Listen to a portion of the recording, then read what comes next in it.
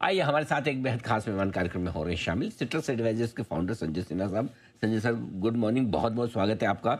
धन्यवाद हमें समय देने के लिए। सबसे पहले आपको नव वर्ष की बहुत बहुत शुभकामनाएं और बधाइयां सर। बताएं, क्या है व्यू 2026 को लेकर, कैसे देख रहे हैं आप बाजार? जी हाँ, तो अनिल जी, आपको, आपकी पूरी टीम और आपके सारे श्रोताओं को भी मेरे तरफ से नए वर्ष की शुभकामनाएं। Thank you sir. आज जब ये 2025 खत्म होने को आ रहा है, तो अगर आप देखें तो एक 15 महीने का एक्सटेंडेड कंसोलिडेशन पीरियड रहा बाजार का, जिससे हम बाहर निकल रहे हैं। मेरे ख्याल से ऐसे 5 फैक्टर्स हैं जिनको मैं कह रहा हूं कि 5 सीज वो बाजार के डायरेक्शन को डिसाइड करेंगे 2026 में। पहला सी मेरे ख्याल से है करेंसी, और उसी में सम्मिलित है बहुत सारे व्यूज। यूएस के साथ हमारी ट्रेड डील का भी इम्पैक्ट करेंसी पर हो सकता है, तो वो है पहला सी। दूसरा सी मैं समझता हूँ confidence of the local domestic investor. 2025 में उन्होंने बाजार को काफी सहारा दिया है, लेकिन अगर एक्सटेंडेड पीरियड तक उन्हें रिटर्न्स नहीं मिलते हैं तो उनका नजरिया क्या रहता है, वो भी एक सेकंड इम्पॉर्टेंट फैक्टर होगा बाजार के लिए। तीसरा मेरे ख्याल से है कॉस्ट, या फिर उसको आप इन्फ्लेशन के रूप में समझें। 2025 की हेडलाइन रही है हमारी इन्फ्लेशन की दर का नीचे आने का और आरबीआई के रेट कट का। ये ट्रेंड अगर बरकरार रही और रेट कम रहे तो इसमें जो सेक्टोरल इम्प्लीकेशन होगा उसका 2026 पे, वो मेरे ख्याल से इम्पोर्टेंट है। इसके अलावा जो अगला सी इम्पोर्टेंट है, वो मेरे ख्याल से है कैपिटल रेजिंग। जिस तरह से आईपीओ आए और उन्होंने पैसा उठाया, जिस तरह से लोगों का उत्साह रहा आईपीओ के मार्केट में, उनमें से कुछ का प्रदर्शन रहा नहीं रहा। तो कैपिटल रेजिंग इज द चौथा सी।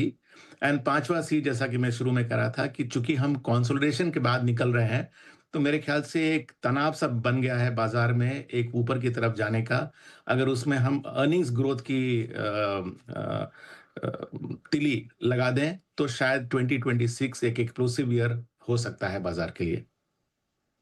इंटरेस्टिंग तरीके से संजय सर ने समझाया कि ये 5 चीज हैं जो बहुत ही इंटरेस्टिंग आगे आपके लिए ट्रिगर्स के तौर पर रहेंगी।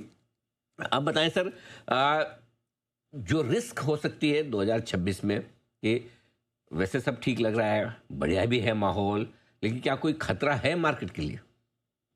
मेरे ख्याल से सबसे बड़ा खतरा अनिल जी है रिटेल इन्वेस्टर का कॉन्फिडेंस। देखिए, फॉरेन इंस्टीट्यूशनल इन्वेस्टर की लगातार सेलिंग बनी रही है, और अगर करेंसी की वीकनेस रही तो मेरे ख्याल से वो 2026 में भी रहेगी। बाजार को अगर डोमेस्टिक रिटेल का सहारा नहीं रहता है, तो मेरे ख्याल से ये एक सबसे बड़ा रिस्क है हमारे बाजार के लिए।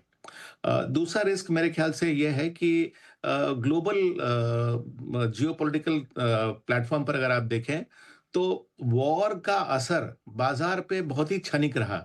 मतलब वो यूक्रेन का वॉर लें या इजराइल और हमास की वॉर का लें, तो इसका असर बहुत ज्यादा देर तक बाजार पे नहीं रहा।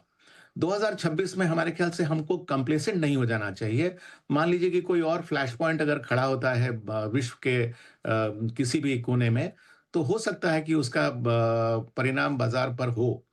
एंड तीसरा मेरे ख्याल से जो सबसे इंपॉर्टेंट है, जिस तरह से बाइपोलर रैली हम लोगों ने यूएस मार्केट में देखा है जो कि कुछ सीमित सेक्टर्स में रहा है, तो मेरे ख्याल से उस बाजार में एक वैल्यूएशन बबल बन रहा है। अगर वो 2026 में टूटा तो उसका एक कोलैटरल डैमेज हमारे बाजार पे भी हो सकता है। ओके, बिल्कुल। तो रिटेल इन्वेस्टर्स का कॉन्फिडेंस कहीं ओवर कॉन्फिडेंस में न बदल जाए, ये थोड़ा सा ज़्यादा होता हुआ दिख रहा है, और ये हो गया तो फिर थोड़ा मामला मुश्किल हो सकता है।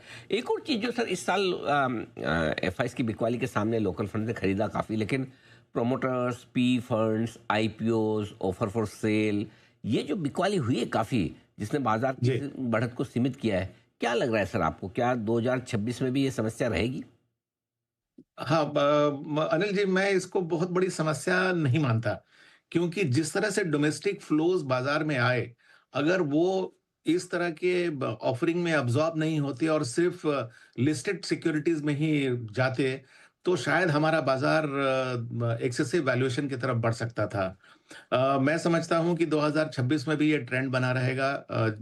जो disinvestment by promoters, by private equity, venture capital funds, इनका जो रुझान रहा है मेरे ख्याल से 2026 में भी बना रहेगा। और इसी के लिए इक्वली महत्वपूर्ण है कि जिस वैल्यूएशन पर ये ऑफलोड कर रहे हैं, उसमें अगर डोमेस्टिक रिटेल पार्टिसिपेशन को या कोई भी पार्टिसिपेशन को, जो कहते हैं if there is nothing left on the table, तो आज नहीं तो कल, हाँ, एक एग्जॉशन इसमें आने की संभावना है। क्या समझा जाए 2026 में मिड कैप और स्मॉल कैप शेयर जहां पर लोगों के पैसे लगे हैं, जी। उन्होंने बड़ा निराश किया 2025 में, क्या वहां तेजी बनती हुई दिख सकती है? संभावना है, क्योंकि अगर आप देखें तो 2025 में मिड कैप इंडेक्स का प्रदर्शन लार्ज कैप इंडेक्स के कंपैरिजन में बहुत बुरा नहीं रहा। इन द सेंस कि शायद उसने 5% का रिटर्न दिया है, तो लार्ज कैप इंडेक्स ने करीब 10% का दिया है। तो जिस तरह की हेडी रैली हम लोगों ने 2023 2024 में देखी थी, उसके बाद इस तरह का ठहराव में सेंस बनता है। स्मॉल कैप इंडेक्स ने डेफिनेटली डिसअपॉइंट किया है, क्योंकि वहाँ नेगेटिव रिटर्न है और वहाँ पर एक्सेस वैल्यूएशन की समस्या ज़्यादा है। 2026 में मिड कैप अपना स्थान बनाए रखेगा, ऐसा मैं समझता हूँ। स्मॉल कैप में बहुत ही सेलेक्टिव तौर पे मुझे लगता है कि रैली बनने की संभावना है, क्योंकि कई ऐसे स्मॉल कैप कंपनीज़ हैं जिनकी अर्निंग्स ग्रोथ की ट्रैजेक्टरी 2025 में काफ़ी अच्छी रही, लेकिन उनके वैल्यूएशंस में कोई भी री-रेटिंग नहीं हुई। तो वो एक स्कोप बन जाता है 2026 का। सर, कौन सी थीम्स आपको पसंद है 2026 में निवेश करने के लिहाज से? मेरे ख्याल से एनबीएफसी का एक सेगमेंट है, जो कि मेरे ख्याल से बहुत ही अट्रैक्टिव थीम बन जा रहा है, क्योंकि ये दोनों पे प्ले है। एक तो जो इंटरेस्ट रेट घटे हैं, उसका इनको डायरेक्ट फायदा मिलेगा। दूसरा, जो हमारी इकोनॉमिक ग्रोथ हुई है, वो जिस तरह से फैलेगी, तो वो स्मॉल एंड मीडियम एंटरप्राइजेस के लिए क्रेडिट की डिमांड को पैदा करेगी। वो दूसरा और तीसरा, जो जीएसटी की कटौती हुई है, जिस तरह से इनकम टैक्स की कटौती हुई है, और जिस तरह से डिमांड को बढ़ावा दिया जा रहा है, उसके कारण रिटेल डिमांड भी बढ़ने की संभावना है। जो अनबैंक सेक्टर है, जहां पर कि ना तो प्राइवेट सेक्टर बैंक जाना चाहते हैं, ना तो पब्लिक सेक्टर, उस स्पेस में एनबीएफसी 2026 में काफी इनिशिएटिव ले सकते हैं। तो वो मेरे लिए एक अट्रैक्टिव क्षेत्र है। दूसरा मैं समझता हूँ ऑटो है, क्योंकि एक ऑटो की रैली तो हम लोगों ने देखी, जो कि जीएसटी की कटौती के थीम पर चली। लेकिन जैसे-जैसे नए कार्स लॉन्च होंगे, जैसे ऑटो पेनिट्रेशन भारत में बढ़ेगा, मेरे ख्याल से इसकी एक सेकंड रैली भी हम लोगों को इस साल देखने को मिलना चाहिए हम लोगों को। और साथ ही साथ एनबीएफसी। एनबीएफसी, तीन बड़े बेहतरीन थीम है जो अगले साल के लिए आपके लिए रहेगी बेहतरीन। संजय सिन्हा साहब, बहुत बहुत धन्यवाद आपका। आपने समय जी। दिया और विस्तार से बाजार के आउटलुक पर आपने बातचीत की। Thank you so much sir. जल्दी आपसे और फिर मुलाकात होगी नए साल में। आइए इस बीच